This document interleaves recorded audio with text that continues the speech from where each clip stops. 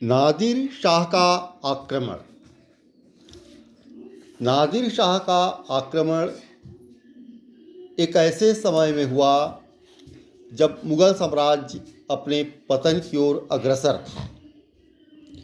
इस आक्रमण ने मुग़ल साम्राज्य की नींव हिला दी, उसकी कमजोरियों को उजागर किया और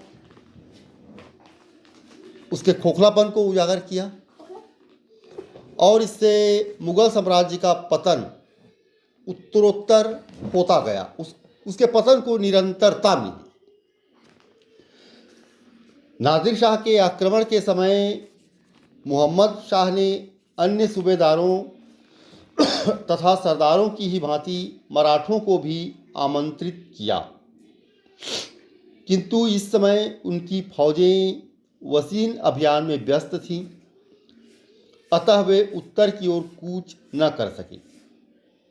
यद्यपि वे नादिर शाह की फौजों से लोहा लेने के लिए तैयार रहे, किंतु इसकी नौबत ही नहीं आई।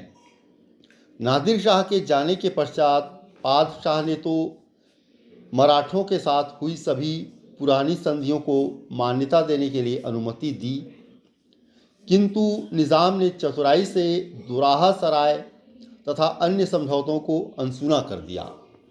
ये बात विदित है कि निज़ाम पहले ही मराठों के खिलाफ था और मुग़ल सम्राट और मराठों के बीच संधि को वह एक प्रकार से मान्यता देने को तैयार नहीं था। जब निज़ाम ने दुराहा सराय तथा अन्य समझौतों को अनसुना कर दिया, इस पर बाजीराव के पास पुनः मुगलों का विरोध करने के अलावा कोई चारा नहीं रह गया। वसीन विजय के पश्चात उसने निज़ाम उल मुल्क के पुत्र तथा नायब नासिर जंग के खिलाफ अभियान किया, क्योंकि उसने निज़ाम के साथ हुई संधि के दावों को स्वीकार नहीं किया था।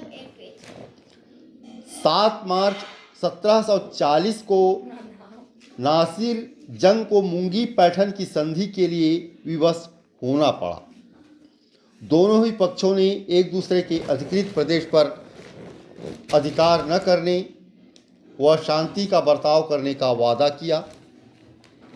1740 में ही अचानक बाजीराव की मृत्यु हो जाने के कारण निज़ाम को पराजित करने तथा दक्कन को उसके अधिकार से मुक्त करवाने का स्वप्न अधूरा रह गया। बाजीराव एक महान सेनानायक, दूरदर्शी राजनीतिज्ञ तथा स्वामी भक्त मंत्री था। उसने मराठा राज्य की शक्ति को मजबूत करने, शत्रुओं की शक्ति को सीमित करने का कार्य किया। बाजीराव के नेतृत्व में मराठों ने हिंदुस्तान के मध्य तथा पश्चिमी भाग में अपनी राजनीतिक सत्ता स्थापित की।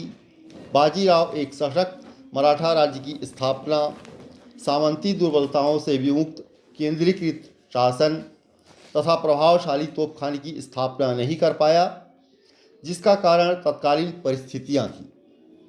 उसकी योजनाएं मराठा शासक की मर्जी पर निर्भर थीं। शासक दुर्बल तथा जिद्दी था। राज्य का स्वरूप सामंती था।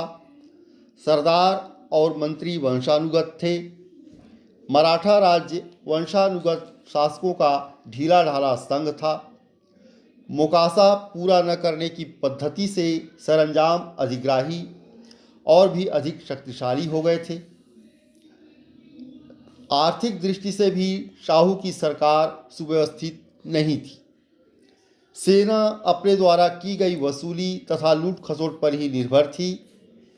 बाजीराव विद्रोही व शक्तिशाली सरदारों की शक्ति को कम करना चाहता था, किंतु शाहू इसके खिलाफ था।